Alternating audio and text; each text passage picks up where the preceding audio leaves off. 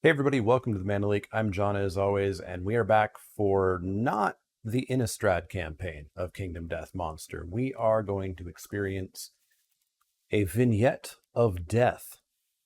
This is a one-off scenario. I think it's the only vignette of death they've ever done so far. Hopefully there will be more with Kingdom Death Monster. Who knows when that could ever be. But basically, we're going to go off to another settlement. We're going to go off to the settlement of Deadrock, where 4 survivors have come upon a different type of white lion. Down on the board, you can see we've got the white lion along with 4 survivors set up. The white lion is a much scarier, larger version of the white lion. It uses the white lion's deck with 1 extra hit location card, and the deck is pre-built for this scenario. The cool thing, though, is all of the characters have pre-printed, these are not cards, this is just a pre-printed piece of cardboard, pre-printed gear grids. So everything is kind of set up for us to go. So let's read the flavor text of this fight. The survivors from Deadrock had lost their quarry's trail. Starved and worn, they hid in the oppressive dark in a stony nook. Depression and anxiety filled their silence. Time passed, their prostrate bodies drained of hope. Restless, the mad survivor caressed her rosy rock and whispered. Desperation made sense of nonsense. They would venture deeper into the darkness, deeper than anyone had ever gone, and find their grave. With a grim twinkle in their eyes, they set out. They came upon a mountain of hissing phlegm and slipped through a dried crack. They found a razor-sharp wall of stone fingernails and used their cloaks to soften their ascent. The ground spun beneath them, and they vomited as they stumbled onward. Finally, a blasted field opened before them.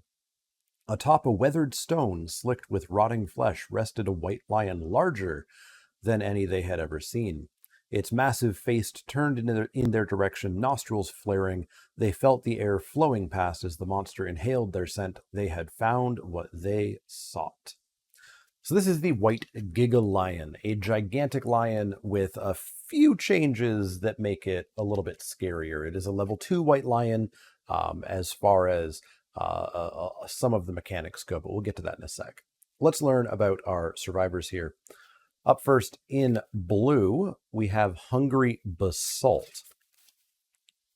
So they each have their own pre-printed gear card, not gear card, survivor status card, I guess, which lets us set up, for my case, in the app, what they are. Hungry Basalt, with just 1 hunt XP, is the most promising youth in Deadrock. The community trained him well as he is prepared for the challenges of the hunt. However, the weight of their hopes hangs heavy on his broad shoulders, leading him to a binge-eating disorder. Prepared and binge-eating because this is going to be a one-off scenario. These survivors are, spoiler, I guess, not coming back. Those don't have any impact. I think the intention is that these are pre-printed survivors. You see there's an 8 up here. I think the intention is that at some point there's going to be just like survivors that you could add to your settlement that are pre-built. But that's Hungry Basalt. Taking a look at his gear grid, he has full Gorm armor. Gorm is the last expansion that I didn't own until this week when I managed to score one on sale. So now I have all of the expansions that matter. I don't have the Green Knight armor. So this will probably be the one that I have to learn the most about. He has Gormant boots, which give him 2 hit armor at the leg location. Other survivors can move through you, though not end their turn.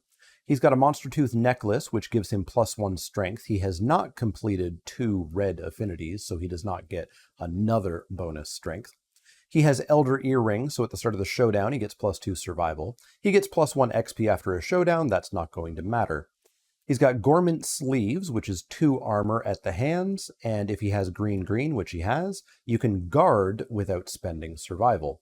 Guard is from the Gormant suit, which gives you 2 armor at the waist and the body hit location, and as long as you complete blue and complete red and complete specifically this green, you have a new action called Guard. At the end of your attack, if you are standing and have a shield, right here, in your gear grid, spend 1 survival. We don't have to because of the sleeves.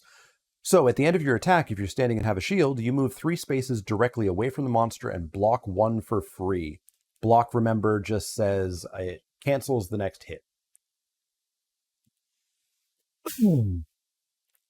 He's got a Gormant Mask on his head, which is 2 points. He's completed the blue and the green, so if your courage, which his courage is 3, higher than the monster level, which is 2, you get to ignore the Intimidate action. So anytime that lion roars at us, Hungry Basalt doesn't care.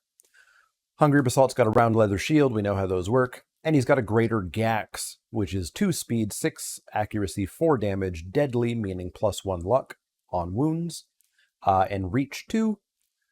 He has completed a green and a red, so on a perfect hit, the edge sharpens, gain +4 strength for the rest of the attack. He also has Boss Mendy. It's an item that is soluble. I don't know what a Mendy is exactly, but it says Boss is brave. Well adjacent to you, insane survivors gain +1 speed.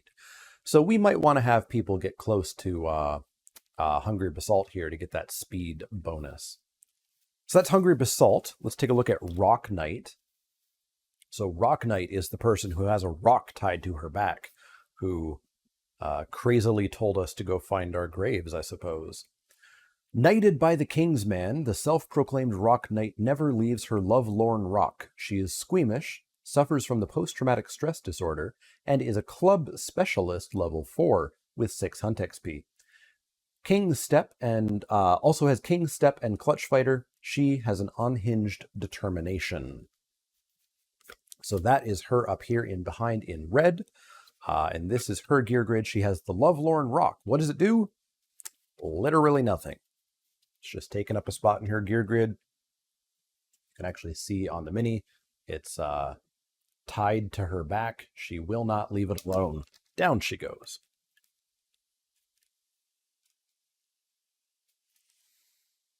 She's got bone darts. We know how those work. She's got a skull helm. We know how that works. She has armor spikes. If she's adjacent to the monster, when you suffer a severe body injury, the monster suffers a wound. Limit once per round. So she wants to get wounded. She wants to take those wounds because those wounds will be dealt back to the lion. She's got a skullcap hammer, speed of 2, accuracy of 7, damage of 3. On a perfect hit, the monster is dazed and gains -1 speed token until the end of its turn. A monster can be dazed once per round, so we want to get her in and get a hit, preferably a perfect hit. She's got Regal Placard, Regal Folds, and Regal Greaves. These are the King's Man armor. They're cursed, and at the aftermath, you have to do the King's Curse story thing from the book. But again, that doesn't matter because these survivors aren't going anywhere. She also has bone earrings. I made a mistake on this in the one video. At the start of the showdown, she gets +2 speed and +2 strength if she's insane and if all of her gear are bone. All of her gear is bone. She most certainly is insane. So she's got +2 speed and +2 strength tokens. Up next in green over here, we've got Breccia, or Breccia. Breccia is a whip specialist, level 3, so she has whip specialization. She has Mighty Strike, 5 hunt XP. Whenever she returns to the settlement, she is compelled to tinker. Obviously, doesn't matter. So Breccia looks pretty familiar. She's got leather cuirass, leather skirt, leather boots, leather bracers, leather mask. We know all of those. She's got monster grease with the 3 green affinities. This is all very similar to Chandra's usual loadout. She has a lucky charm with 2 completed blue affinities, so she has +1 luck.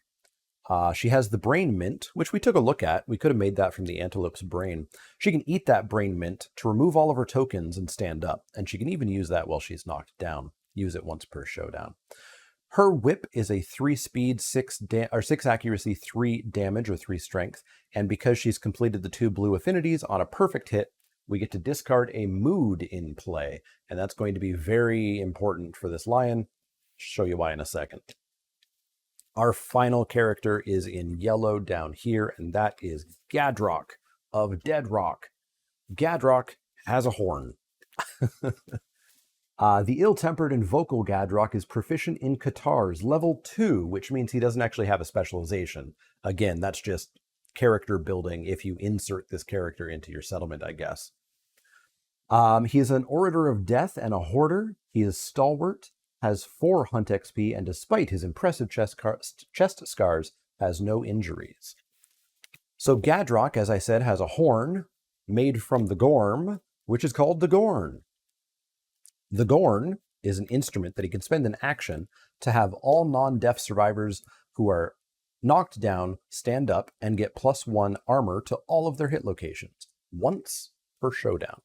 So obviously, if we can get like everybody knocked down and he can toot his horn, we're going to get a bit of extra armor.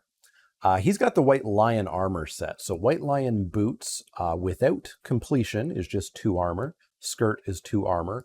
Headdress is 1 armor, but it does let you wear a second head armor. Where can we go from now? Frenzy Drink. He can consume this to suffer the Frenzy Brain trauma once per showdown. That's the trauma where you get knocked down, but you do get a bunch of insanity. I think you get a disorder, but you get speed and strength, I think, but you also then can't use survival. So kind of like a mid fight, let's finish this kind of thing, I think. White Lion Coat is 2 armor and gives us the ability to pounce. We can spend our movement and our action to move 3 spaces in a straight line. If you move 3 spaces in a straight line, activate a melee weapon with +1 strength. So we want to have Gadrock kind of be away from the lion and then go 1, 2, 3 and punch.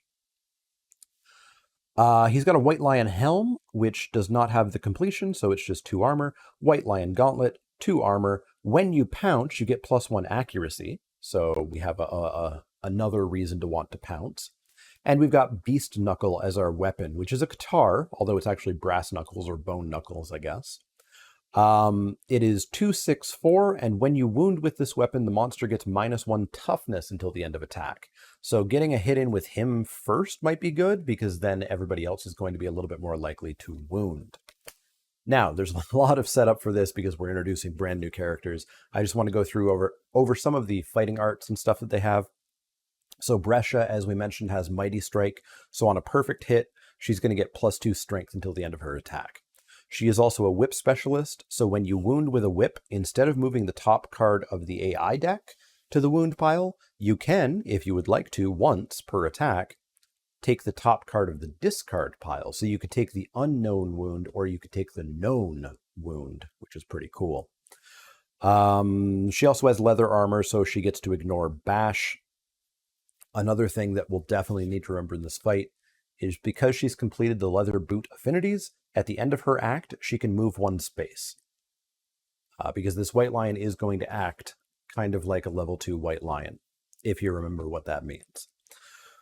Hungry Basalt in blue has Gormant armor. He's got the full set, so when he suffers more than 1 severe injury, you ignore the second one, which I find to be very funny wording, because I think that means you don't ignore the 3rd one, or the 4th one, but you ignore the 2nd one. He's got binge eating, which doesn't matter, and prepared, which doesn't matter.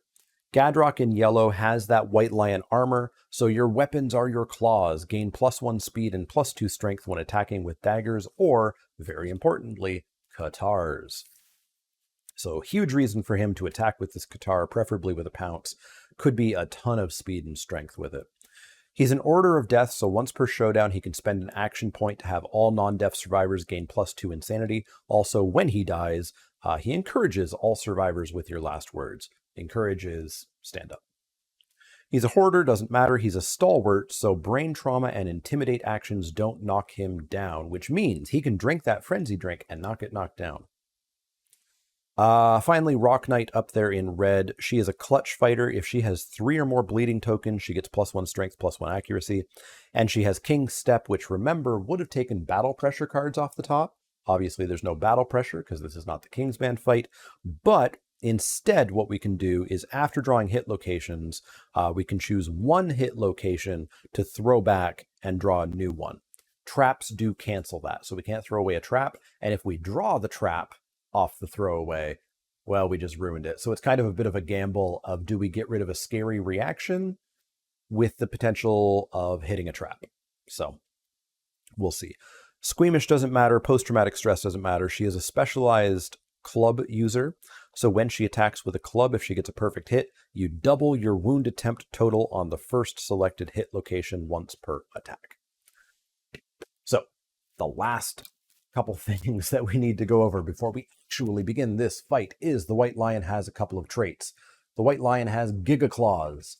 Whenever the monster collides with a survivor, it snags them with its hooked claws. They suffer grab, so they get knocked down in front of them. When a survivor suffers grab, roll 1d10. On a 9 or higher, they get skewered and suffer bleed 1. So basically, this lion, if it runs through us, it's going to grab us, which it normally would. In reactions anyways, if the White Lion just sort of walks over us, normally we'd get knocked over, maybe sent flying. Now we actually get grabbed and a 20% chance of getting a bleeding token. Now for the big one, which I debated. I went back and forth on this one. This is vicious. At the end of each monster turn, the monster extends its giant hooked claws. Flow. Target all adjacent survivors. Full move the white Gigalion away from all other threats. All targets suffer grab. This is obviously exactly the same as Cunning. In fact, if I grab that card for you, they even look identical. It's the same art that's just been modified a little bit. Cunning, the big difference is if there are any adjacent survivors, you target one. Vicious, you target all. There's another difference there. Have you spotted it? Cunning, if there are any adjacent survivors, yada, yada, yada, yada. Therefore, if there are not, ignore it. Doesn't happen. Vicious. All targets, all adjacent survivors, target them all. 0 is all. We haven't nullified this card yet. Full move the White Lion away from all threats. So this White Lion, if there's nobody beside it at the end of its turn, it runs away. Seems really weird, right? That seems like maybe that card is misprinted or maybe the words are wrong. A lot of people have thought this, and we have apparently received one official response from, I think, a playtester who said, yeah, reading that's how it would work. It would run away. I don't really remember if we intended it to be that way or not. And that's the official statement. I've had absolutely no ability to find any other source about how to deal with this. A lot of people think that that is some sort of gospel official statement. It really doesn't sound like one. From a thematic perspective, this terrifying lion, I can't imagine it running away. I can't imagine it being like, oh, this hungry basalt guy's one step away. I really want to eat him, but instead I'm going to go over here. That doesn't make any sense. So a lot of people play it as exactly the same as Cunning, except it targets all survivors instead of one. Some people do play it the way that it is written. And even as I'm telling you this right now, I don't know which way I want to play it. The issue with running away is we are going to spend a lot of time chasing it. It's going to be like an antelope fight. This big scary lion is going to be an antelope running away, wanting to eat some grass or something. If we were fighting this white lion with our actual survivors, the other big issue is we give everybody a bow and nobody gives a damn that the white lion has run away, and we all just shoot at it. And it's a super easy fight.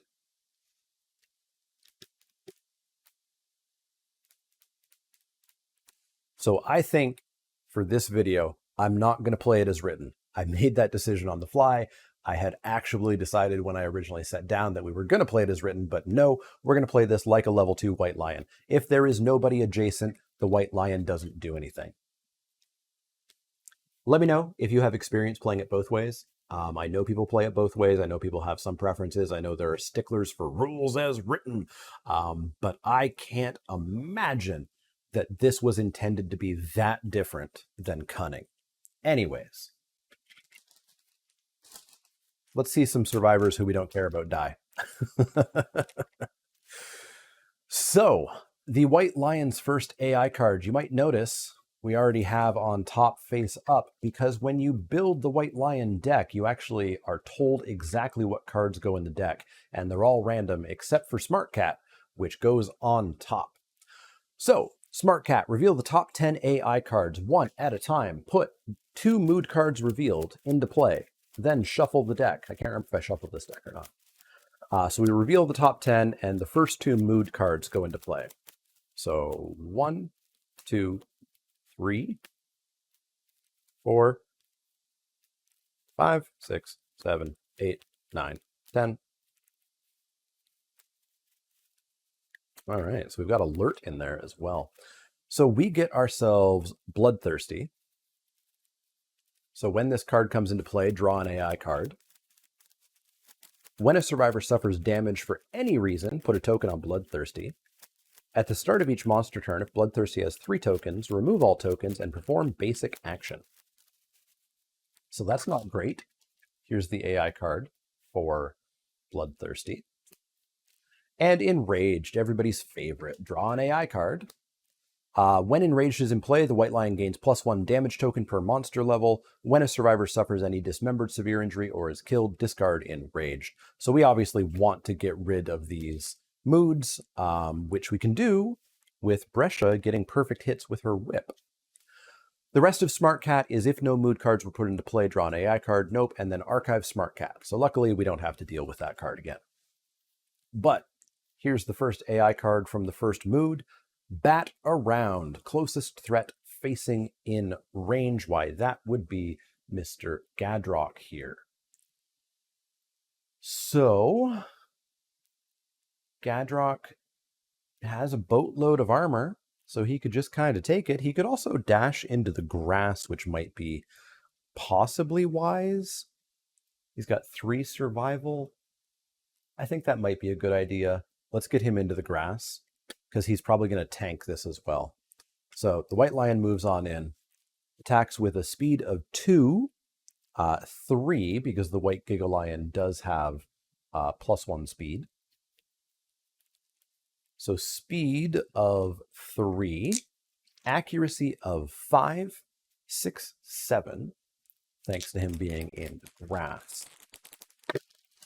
We get a 2, and a 9, so just 1 hit. So that's going to be 1 hit, and then after damage, the monster playfully bats the survivor around. They suffer brain damage equal to the monster's level.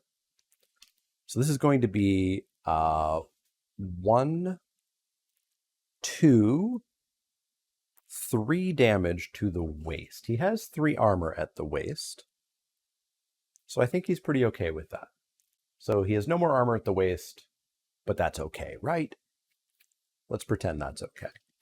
The White Lion did some damage, or I guess a survivor took damage rather, so we've got a Bloodthirsty token down.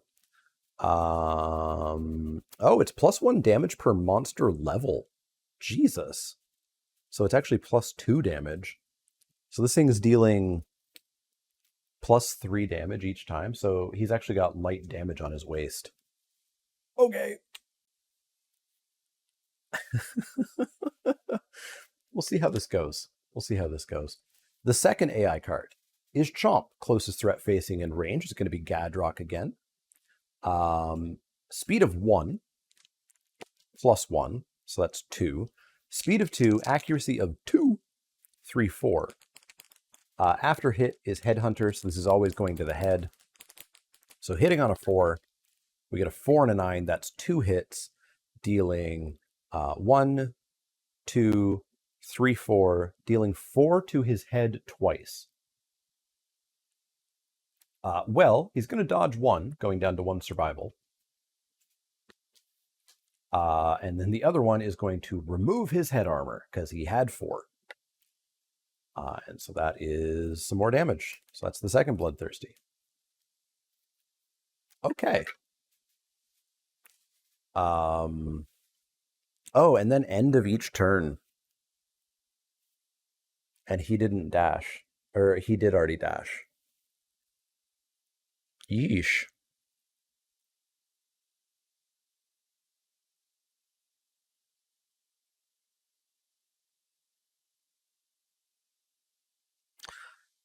We will replay that because otherwise this would be awful. This would be a terrible video. We didn't actually dash. We didn't actually spend that survival. We're rewinding time. I don't remember the first rolls, but they were quite low on a relatively hard to hit. So we're going to play with it as is. Otherwise, this video would be over way too quick because Gadrock would have been grabbed and he would have been sent down to like this corner and it would have been over. It would have been over. So as the White Lion extends its claws, Gadrock will spend a survival to dash in order to get not adjacent, which would be this corner here. Okay, now it is our turn. So we need to get the moods out of play, which means that Breccia needs to attack with her whip. That would be a speed of 3.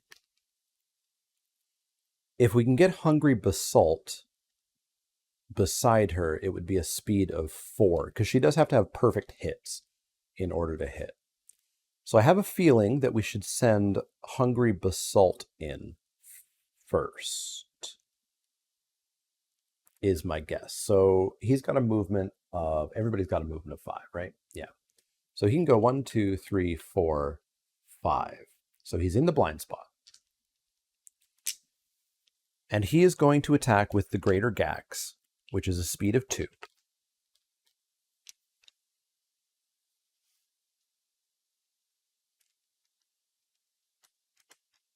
A speed of 2, and it's going to hit on a 6, it's going to hit on a 5.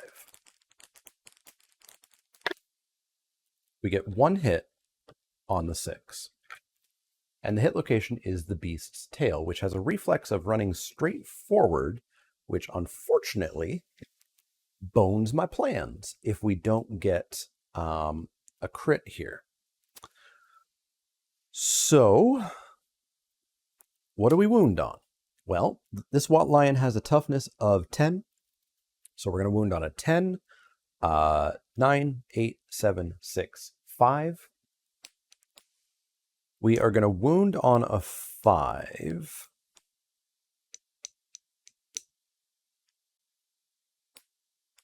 We're going to wound on a 5. Let's hope it's a crit. It's a 3. We failed a wound. The lion reflexively runs straight forward to here. 1, 2, 3, 4, 5. So she can't even get there now.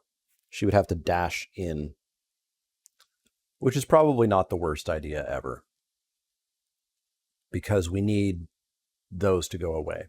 She's just not going to get her flip bonus. So that was Hungry Basalt's turn. End of his turn, he can move 3 spaces directly away from the monster and block 1 for free. That would put him pretty far away. But sure, let's do it. 1, 2, 3, and he blocks for free. So the next hit he takes, which isn't going to happen, will be countered. That is Hungry Basalt's turn. Up next is... Yeah, so she would have to dash in order to get in there. Gadrock is nowhere in pounce range.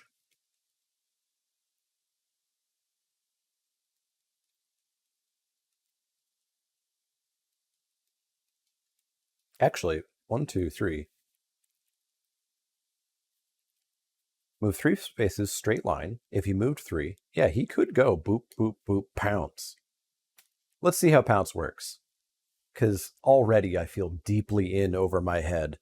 I don't know if I'm missing something or if this is just a challenging fight. He's going to pounce. Let's find out how it works. Let's have some fun. These survivors don't matter. So he pounces. He spends his movement and his action to go 1, 2, 3.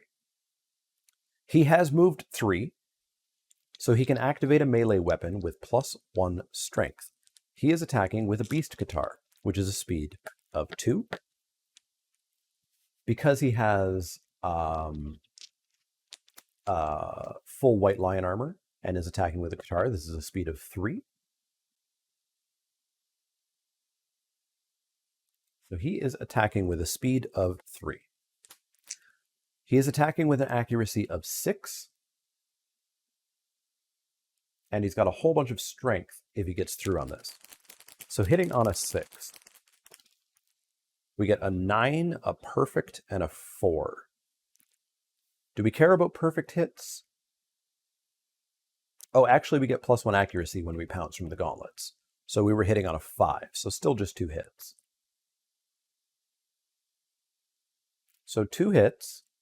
If we wound, -1 toughness. So we get 2 hits. Let's first check to make sure they're not traps. 2 with failure reactions.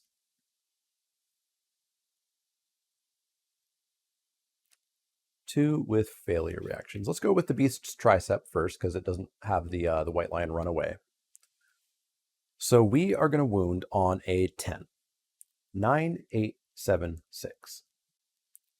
5, 4, 3. We are going to wound on a 3, thanks to white lion armor, white lion coat, etc. So wound on a 3.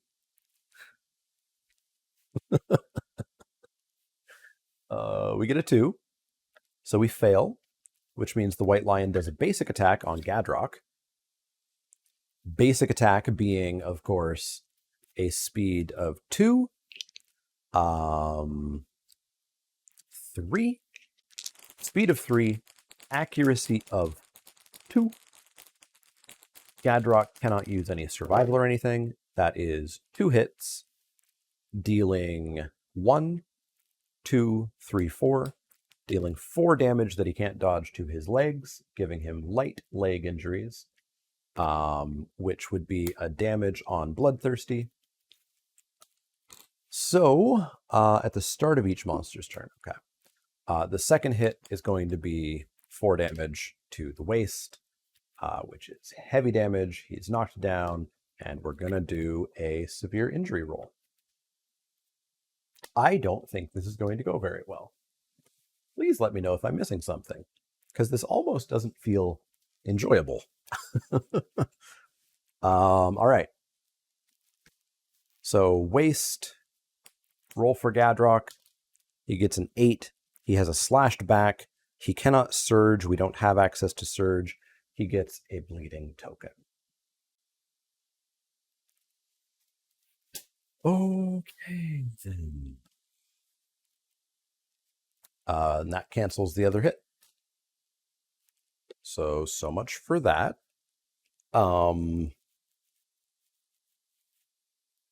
Okay. So 1, 2, 3, 4, 5, dash 1, 2, 3, 4, 5. She can just get in back if she dashes. So let's have her dash in, down to 3 survival, dash in, and let's have her attack and see if maybe she can get rid of a thingy. So she's attacking with Hunter's Whip, which is a speed of 3.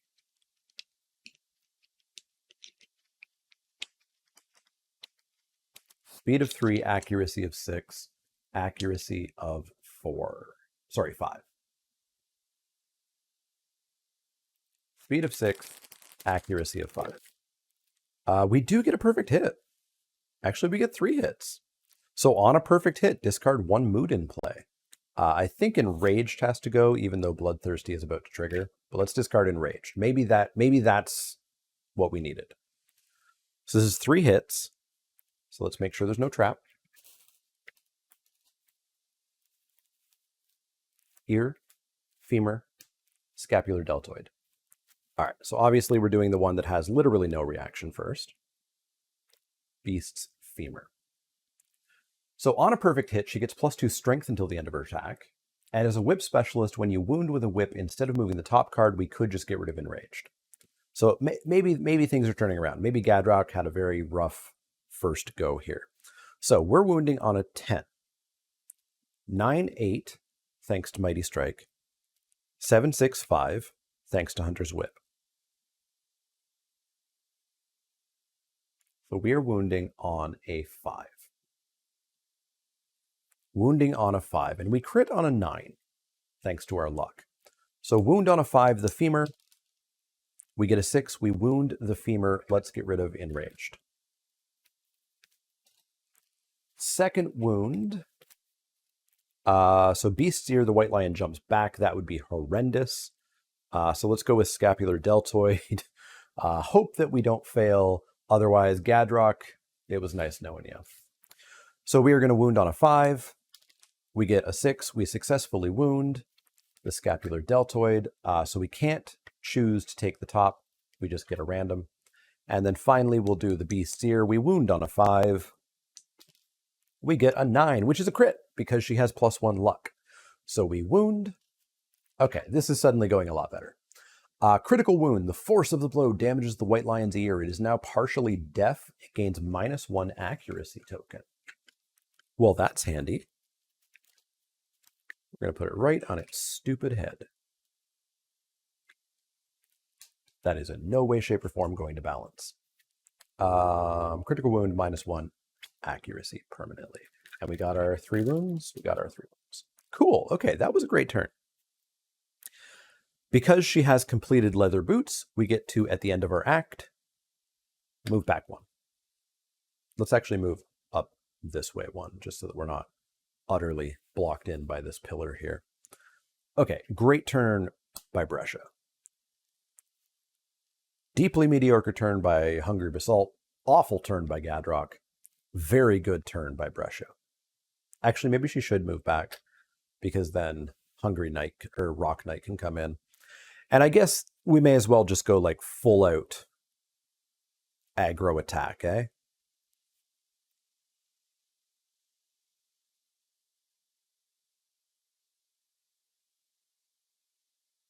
Yeah, let's go full out aggro attack. I just noticed, I think there's some glitching going on with this camera. Sorry about that. I don't know why that's happening. I fixed this camera glitching out. This one didn't used to, so that's new. So let's have Rock Knight spend a survival down to 2 in order to go 1, 2, 3, 4, 5, dash 1, 2, 3, 4. Let's have her just get right in the middle there. She is going to attack with the Skull Cap Hammer. So that's a speed of 2. She has some bonus speed thanks to being nuts and wearing the bone earrings. So she's going to be hitting with a speed of 4. Clutch Fighter, King Step, Club. So speed of 4 and an accuracy of 7, 6. So we're going to hit on 6s here. We get a 6 and a perfect hit.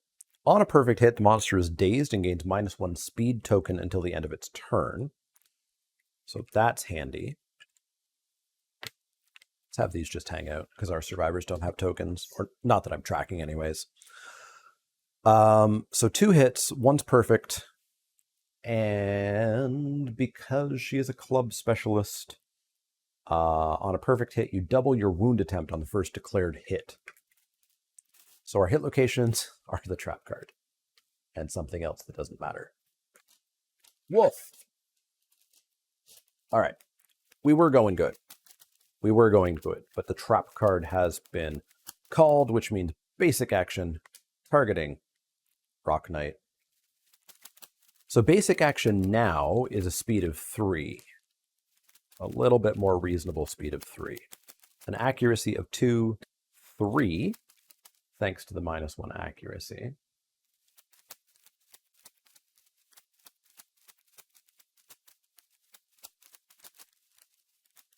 Speed of 3, accuracy of 3. Speed of 3, accuracy of 3. All right. Accuracy of 3. Let's roll those dice. We get ourselves a 2, and a 9, unfortunately. So 1 hit, dealing 1, 2. Oh, a measly 2 damage. That feels a lot better. A measly 2 damage to her waist. She has 4 at her waist. She now has 2 at her waist. Okay. I was feeling some dread. I am now feeling dread, but slightly less, I guess. White Lion's turn. So White Lion's turn, the AI card is Grasp. Closest knockdown survivor in range. Well, that would be Mr. Gadrock here.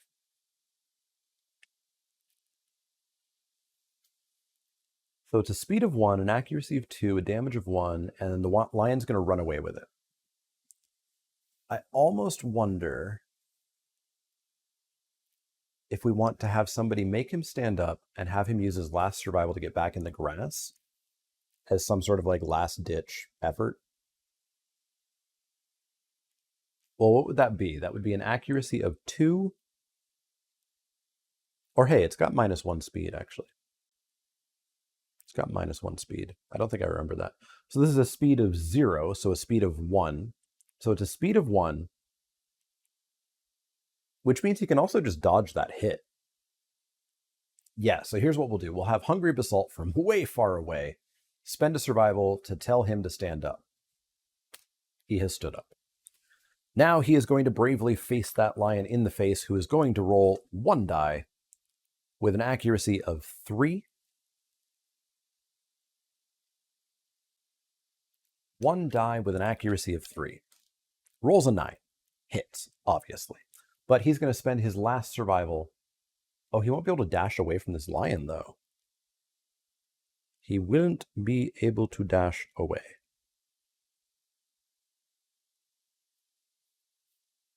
This is hard. This is really hard. Won't be able to dash away.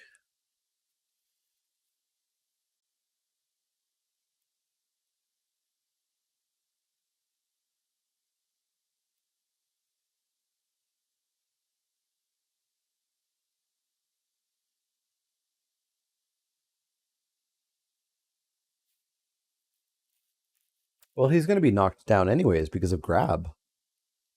Oof, this is awful. This is real bad. This is real bad. Okay, well.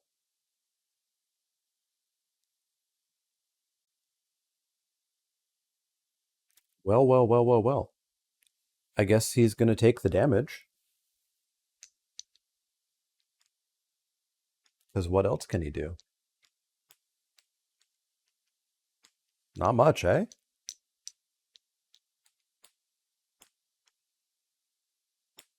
Plus, maybe he dies. And then we can have Rock Knight dash out, and then everything's fine. Right? Because he's going to run away with him. I don't know what to do.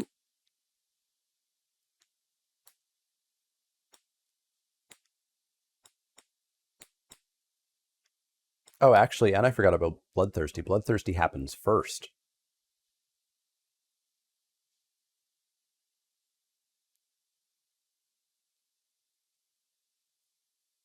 Which changes everything, actually. So let's just redo a lot of this. So Hungry Basalt, you have your thingy back. You're still knocked down. We don't yet know about Grasp. So we take all the tokens off of Bloodthirsty, and the White Lion does a basic act, which would be targeting the closest survivor in field of view in range, which unfortunately would be her.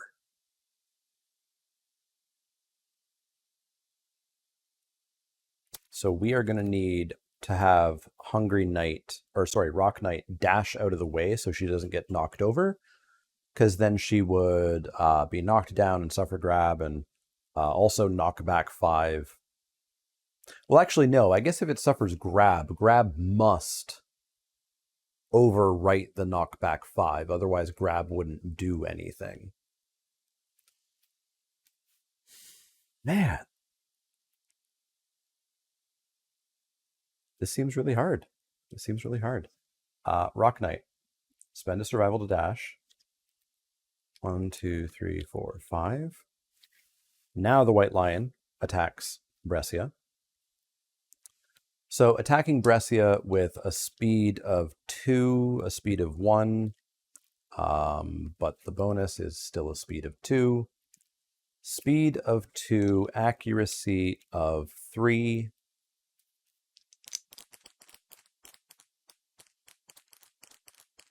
Evasion 2, so accuracy of 5.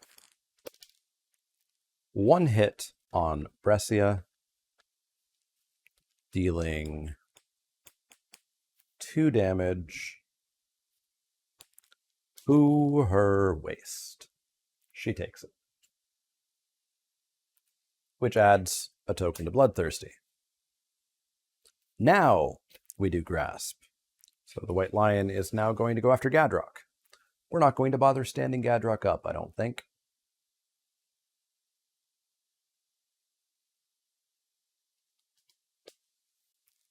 Oh, man. So...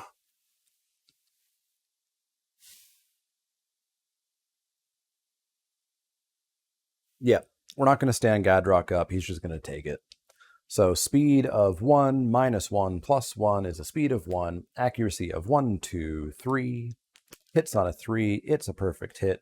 Dealing 2 damage to Gadrock's body. He's going to drop down to 1.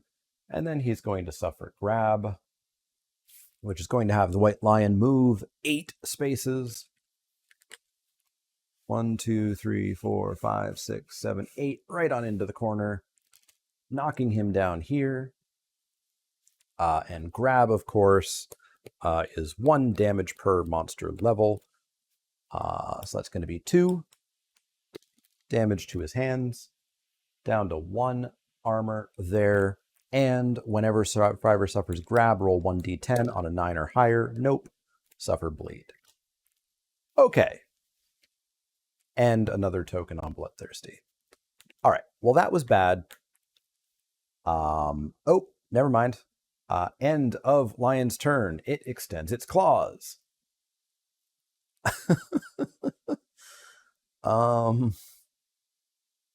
So I guess now we need to get Gadrock out of the way. So Hungry Basalt tells him to stand up.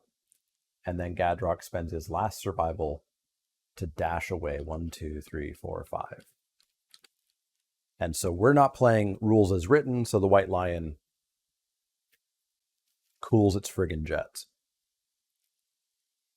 Okay, so Gadrock, I think, is going to do the pounce thing again. So the -1 speed is now gone. The -1 accuracy stays. Gadrock is just meat cannon. These people tried to find their grave, right? The issue is we actually want to win this for a reason. So he's going to pounce. So he's going to spend movement and action to go 1, 2, 3. And there he is, adjacent to the White Lion. He gets to attack with his Qatar with a speed of 1, 2, 3.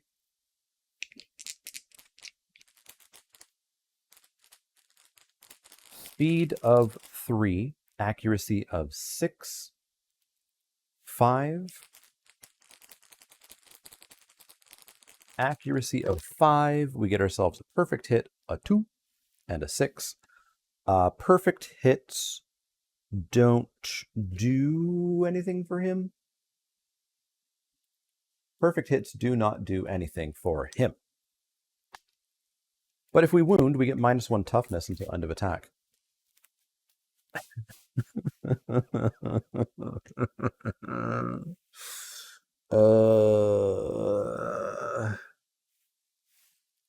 Trap card. Trap card. Trap card. So, White Lion attacks Gadrock. Basic action. Speed of 3. Accuracy of 2, 3. This would be 3 hits to Gadrock. Gadrock has no survival left, not that he could spend it anyways.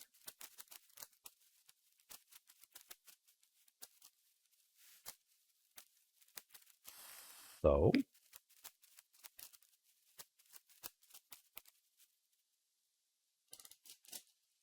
up first is 2 damage.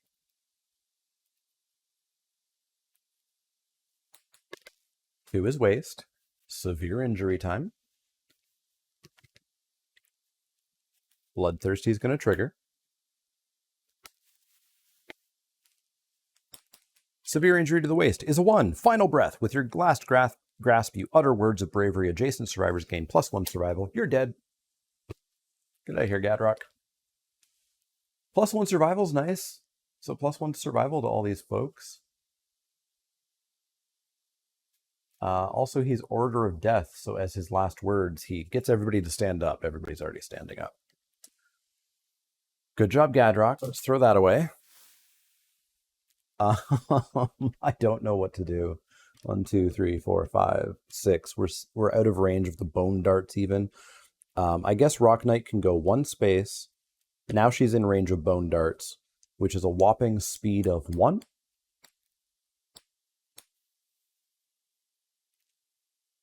That is a whopping speed of 1. With an accuracy of 7. Huh? Maybe this is the change of things. She hurls a bone dart at the fuzzy groin. She's going to wound on a 10, 9, 8, 7, 6, 5, 4. She's going to wound on a 4. It's a 9. She doesn't have luck, right? She does not.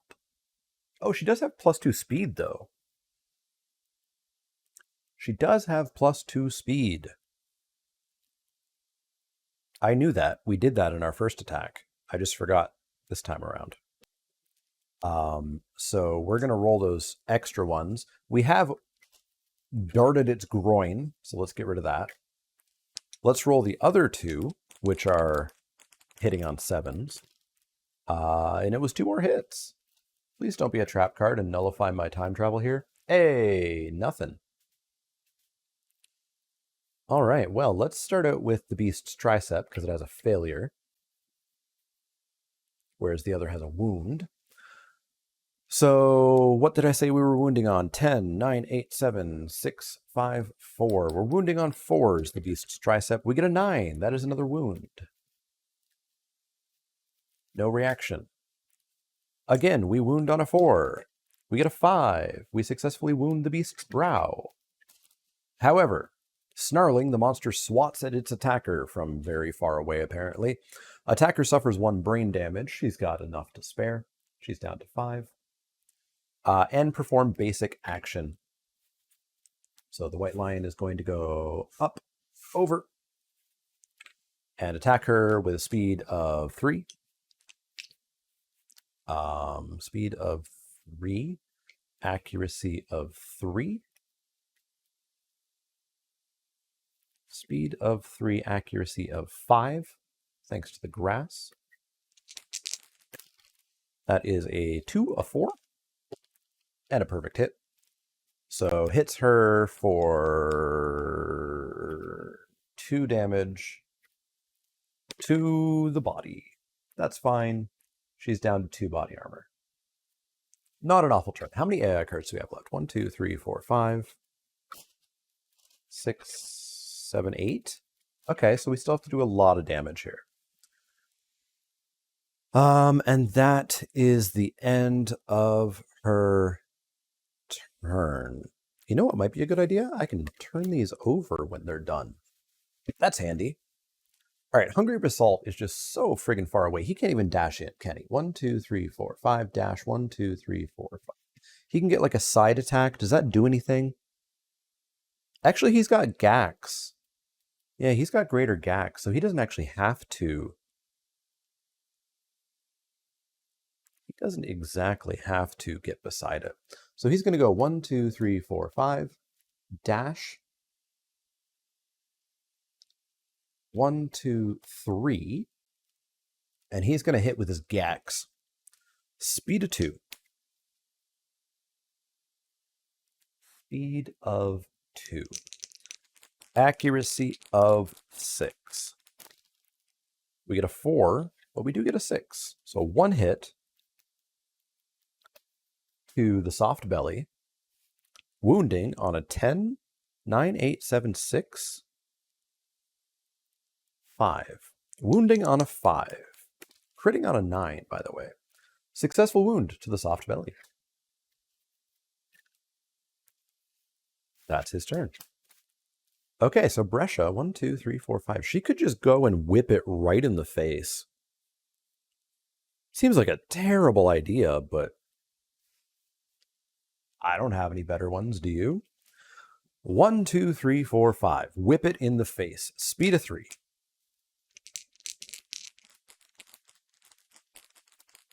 Speed of 3. Accuracy of 6. Accuracy of 6. So we got a 3 and a 6/6. That's 2 hits. No perfect, so we don't get to discard the mood, unfortunately. We get the fleshy gut, and we get the beast's ear. So beast's ear, it jumps back, which is okay. Fleshy gut failure is basic action, which would not be as okay, although she hasn't taken a hit. She can probably stand to take a hit. So let's go with the fleshy gut first, just because if the lion jumps away, it cancels the other attack. So she's wounding on a 10, 9, 8, 7. She's wounding on a 7, critting on a 9. We get a 5. We fail, so she's going to take a basic attack here, which is a speed of 2, a speed of 3, accuracy of 3. 2. So 4 and a 3, so that's going to be 2 hits to her, dealing 2 damage each to her hands and her legs. So hands are down to 2, legs are down to 2. 2 more tokens on Bloodthirsty. That's definitely going to pop on their turn. But we still get to do our next hit, our next wound on the beast's ear. So again, we're going to wound on a 10, 9, 8, 7. 7? Yeah, wounding on a 7, critting on a 9. That's not great. Hey, we get the 7, though. We get the 7, and we get a wound. And that's her turn. Okay. I don't know what Gadrock was supposed to be doing, but he didn't do it well. So, start of the White Lion's turn. Bloodthirsty is going to pop. We are going to perform basic action, targeting the closest survivor field of view in range, which is either of them. It makes sense for Rock Knight because she's in the grass, so it's just a little bit harder to hit. Speed of 3, accuracy of 5, thanks to the grass. That is a 2 and a 3, and an 8. So that's going to be 2 damage to Rock Knight's body. She'll take it. She has no body armor left. Now, the White Lion's AI is Combo Claw. Closest threat facing in range. We'll do Rock Knight again. Speed of 2, speed of 3. Accuracy of 4, 5, 6, 7. If this attack deals damage more than once, draw an AI card. All right. So accuracy of 4, 5, 6, 7. 8, 9, 9. Okay. 8, 9, 9. So we've got 2 damage to the arms. That would be heavy damage. She's knocked down. Oops. Heavy damage. She's knocked down.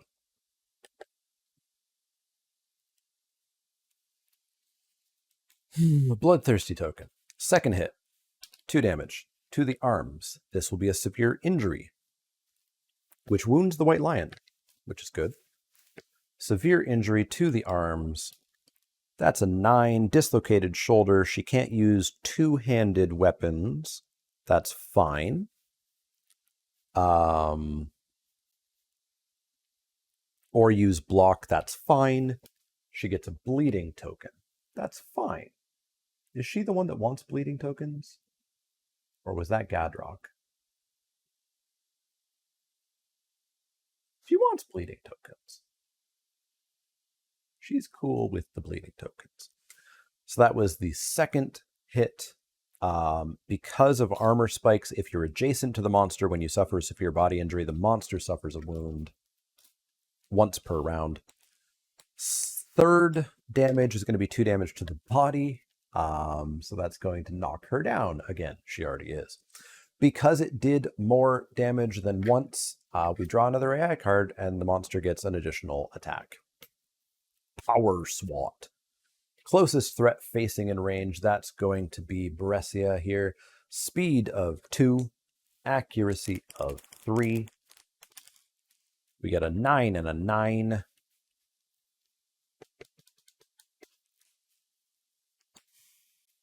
Got 4 survival. She could dodge 1. The other one is going to send her flying. Oh, this is 3 damage? I think she's fine for it. Or at least the first one anyways. So waste is 3 damage, giving her light damage. And a billion tokens on Bloodthirsty. Forgot to do all the other ones. The second hit is going to be 3 damage to the legs, which is going to be light damage as well. And then because she took damage, she gets knocked back 6. 1, 2, 3, 4, 5, 6. The White Lion extends its claws. Hungry Basalt's going to yell at Rock Knight to stand up. Rock Knight is going to spend her second last survival to dash away. Okay.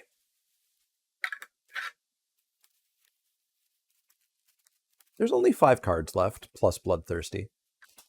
I think we're actually in probably good shape.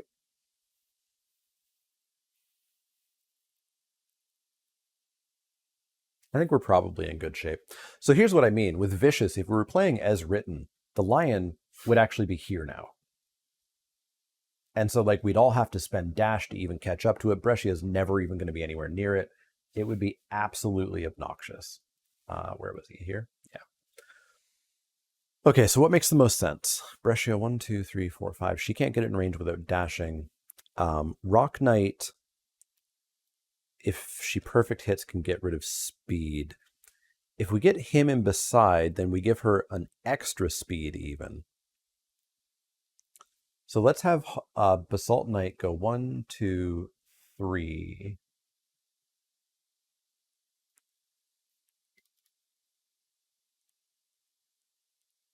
Sure. Let's have him go 3 and attack with the Greater Gax, which is going to be a speed of 2. Boy, he really has nothing special. Speed of 2, accuracy of 6. Nothing and a perfect hit. So that's 1 hit. On a perfect hit, the edge sharpens, gain +4 strength for the rest of the attack. And we have hit the beast's temple. We are wounding on a 10, 6, 2, 1. We are wounding on anything other than a 1. We get a 5. We successfully wound. So then Rock Knight can come in beside and attack with her Skullcap Hammer, which I think is going to be a speed of 5. Which should give us a really big chance of hitting a perfect hit to give that -1 speed token. So AI card gone. So Rock Knight, that was Hungry Basalt's turn. All we have to remember is the boss Mendy. He can guard. He can guard. But I don't think it's vital. Because he has to move 3 spaces back before he blocks, and then he's not going to give the +1 speed, so we'll just not do that. So Rock Knight's going to come in 1, 2, so she's beside him. She's getting +1 speed. She's going to hit with the Skullcap Hammer, which is 2, so we're on 3. Because of Bone Earring, she's got another +2 speed. So this is a speed of 5. We're going to roll 5 dice. Speed of 5. She's hitting on 7. Speed of 5, she's hitting on 7. And a perfect hit is going to give that lion -1 speed until its next turn. We miss on the perfect hit. So we get a 3, we get a 4, we get a 6, but we do get a 9 and a 7. We got 2 hits. And the 2 hits are to the knee with no reaction and the femur with no reaction. That is fantastic. Let's go for the femur. We're wounding on a 10. 9, 8, 7, 6, 5, 4. We are wounding on a 4. 7, we get a wound. Beast's knee, we're wounding on a 4. We get ourselves to the 4 right on. And there we go. we're down to 2 AI cards. And that's Rock Knight's turn.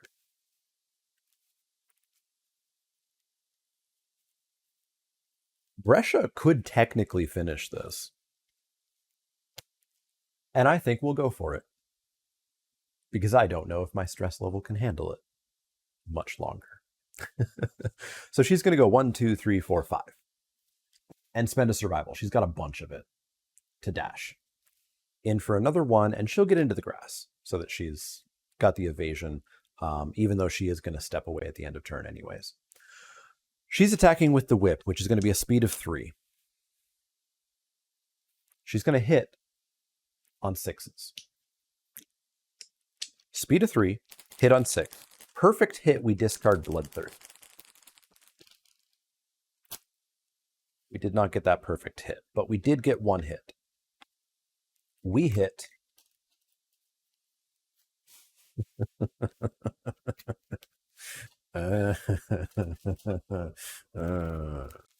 Okay. Once more, the trap card has come up. So the white lion is going to attack her with a speed. Oof, I've boxed this deck. Attack her with a speed of 3 at an accuracy of 7, because she's got monster grease. So at least this probably won't result in hits, which is good.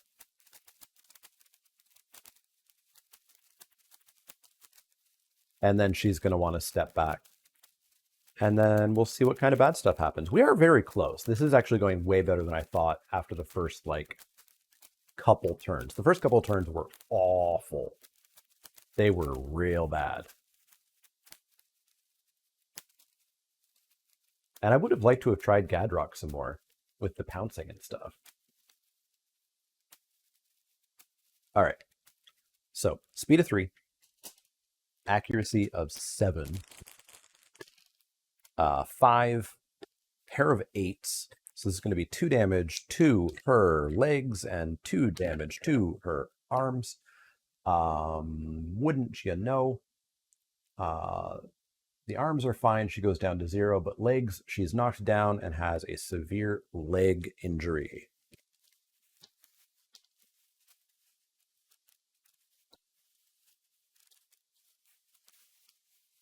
Her severe leg injury is a 1. Blood geyser. Blood shoots from your femoral artery at an alarming rate, killing you in seconds. Breccia is dead. I guess the good news is now we're not going to discard Bloodthirsty, which means we have 1 less wound that we have to do. But now, it is down to our final 2 survivors here.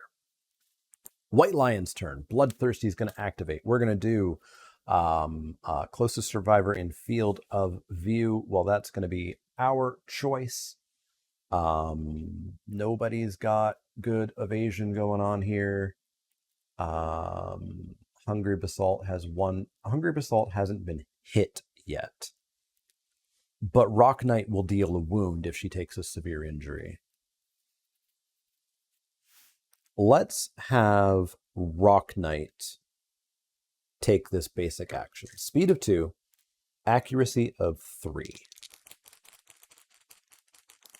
Speed of 3, sorry. Speed of 3, accuracy of 3. 3 hits, dealing 2 damage each to her waist. So no waist armor left. 2 damage to her hands. So she is going to take a severe hand injury.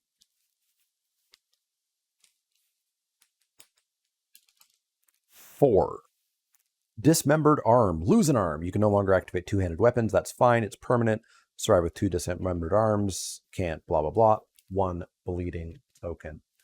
So not awful. She's now 1 bleeding token away from the good stuff. And AI card goes away because of the armor spikes.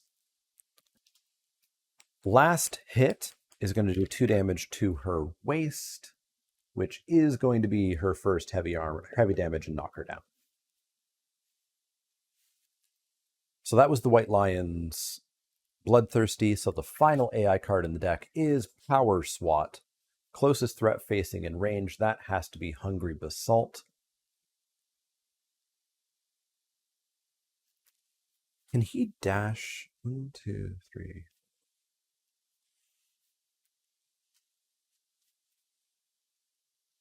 He could dash in a way to be in the grass. But no, then he would be grabbed. And we kind of really need to dodge grab. So he is just going to face this down. It's going to be a speed of 2. It's going to be an accuracy of 3. 2 and a 4, which means that blah, blah, blah, it does damage, but no, he dodges. It did nothing. It did nothing. Maybe he doesn't dodge. Maybe he doesn't dodge. You know why? Because then he would not have 2 survival to tell her to stand up and also dash himself. So he is, in fact, going to take... Oh, he's going to get knocked back. He's going to get knocked back. So this would be 3.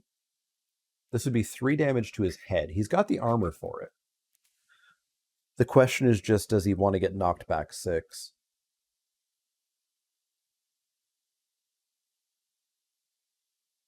Otherwise, he spends his survival to dodge. And then either way, grab is going to happen. So to avoid grab, because I think with 2 survivors, if somebody gets grabbed and pulled over here, that's it. That's it. So he's going to take it. He's got no more head armor.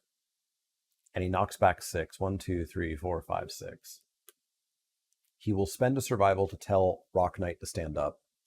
And Rock Knight will spend her last survival to dash 1, 2, so that she is not adjacent. White Lion extends its claws. Yada, yada, yada. A billion damage happens, so Bloodthirsty is going to happen next turn. So really what we need is just for Rock Knight to kill this lion. And she's got the speed to do it. And we've got a fresh deck. Trap can't possibly come up again. Right? Right? And Hungry Basalt. 1, 2, 3. 1, 2, 3, 4. Ooh. Hungry Basalt, because he has range 2 on his Gax, actually can get an attack in as well. All right, let's start it with Rock Knight. She's going to go 1, 2, 3, 4, 5. This is an all-out attack. We're done with the tall grass. Just get in behind. Do what you do. Speed of 4. Accuracy of 7, 6. Thanks for the blind spot. So she is hitting on 6. That is a perfect hit and an 8. So perfect hit, the White Lion has -1 speed till its next turn, till the end of its next turn. 2 hits. No trap. No trap. No trap. We have no reaction, which is awesome, and a failure reaction of running straight forward, which would, funnily enough, land it right in Basalt's range. So we're going to go for the Beast's Femur here. We are wounding on a 10, 9, 8, 7, 6, 5, 4. Wounding on a 4. We get an 8.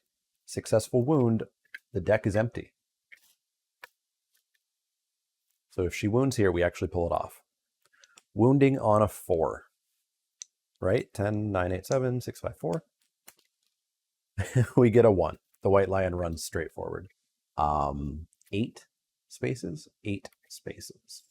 Oh, please tell me that doesn't bowl him over. 1, 2, 3, 4, 5, 6, 7, 8. It does bowl him over. Because he's not the attacker, he can spend an action to step out of the way. Now the White Lion goes 1, 2, 3, 4, 5, 6, 7, 8. This is destroyed. But would you look at that? Hungry Basalt gets to try to end this. He's going to go 1, 2, 3 to get into the blind spot for that juicy little bit of extra accuracy. Speed of 2, accuracy of 5. Accuracy of 5. 5 and a 2, a single hit. The scapular deltoid. He's wounding on a 10. 9, 8, 7, 6. 5. Wounding on a 5. We get an 8. It's dead. That was stressful. That was really stressful.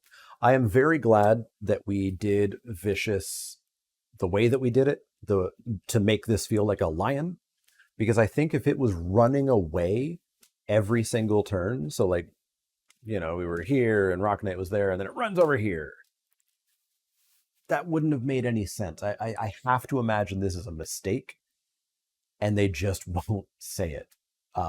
If you have any, like, and I'm going to be very clear here, I want actual primary sources on this. I don't want secondhand sources. I don't want somebody in a Board Game Geek thread said that somebody official said something from somewhere. I want to see an email. I want to see a direct copy and paste. I want to see proof of this. Let me know. But I'm glad we played it this way. I have to imagine I'm always going to play it that way. Maybe at some point I'll try it the other way. Anyways, there's obviously no rewards here. There's no settlement phase. There's no nothing. But there is this thing. This is the strain symbol. The strain system is not technically really in Kingdom Death Monster yet, but it's a way of making Kingdom Death Monster not exactly a legacy game, but sort of a legacy game, in that stuff that happens in your campaign may affect other campaigns. It's a way of encouraging you to play differently. It's going to, I think, come fully out in Gambler's Chest, maybe, or maybe it's in the Campaigns of Death. But this is one example of the strain system. We have just completed a milestone. The survivors from Deadrock defeat the White Gigalion in the vignette. We did that. Permanent effect. Enraged, the White Gigalion's pregnant mate overtakes the exhausted survivors, devouring them. Its guts twist audibly as the peculiar minerals of the lovelorn rock combine with the primitive concoction that is the survivor's frenzy drink. The volatile mixture wreaks havoc on the recessive genes of its unborn young, ensuring the Gigalion aberration continues. Campaigns with the White Lion Quarry may now also hunt the White Gigalion. We have a settlement with a White Lion Quarry. Innistrad can now hunt White Gigalions. The little booklet that has the explanations of how to set up this thing that we just did has all the information you need on how to fight them in a regular campaign. So we just added a new monster to our campaign. The rewards are 5 basic rewards and 7 White Lion resources. That's a huge bonus. Plus a Hooked Claw resource. After defeating it the first time, we actually get to extend our Catarium. So our Catarium, where we use our cat resources, we get to add on the Gigacatarium and use the Hooked Claws. So that's pretty nifty. I don't know when we'll hunt one. I feel like there's just a little bit more I want to do with antelopes before we start getting into scary stuff. But that's the Vignette of Death. I hope you enjoyed that. I enjoyed that starting about probably 30 minutes in. The first 30 minutes, I was worried. I was deeply concerned. But yeah, we've got some cool stuff coming up for Innistrad. We have a White Gigalion now. The Phoenix has been built. I'll talk about that when we actually fight the Phoenix. And yeah, I'm excited to get back to that. Let me know what you think about this. Unfortunately, this is the only Vignette of Death that exists. I assume at some point in the far-flung future, they're going to do some more.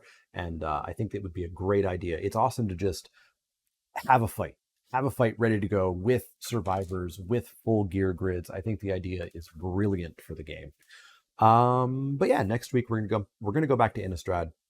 So if you are sad about not seeing those magic characters, they'll be back soon. But otherwise, I'm deeply hungry. I need to go eat.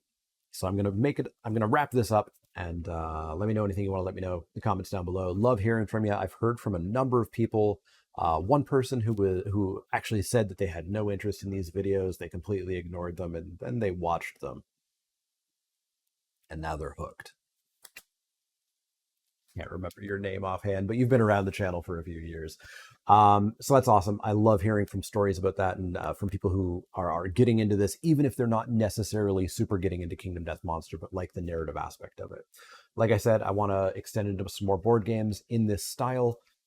That will be in the far-flung future as well. But yeah, let me know anything you want to let me know. Like, share, subscribe, all those good things, and I'll see y'all next time.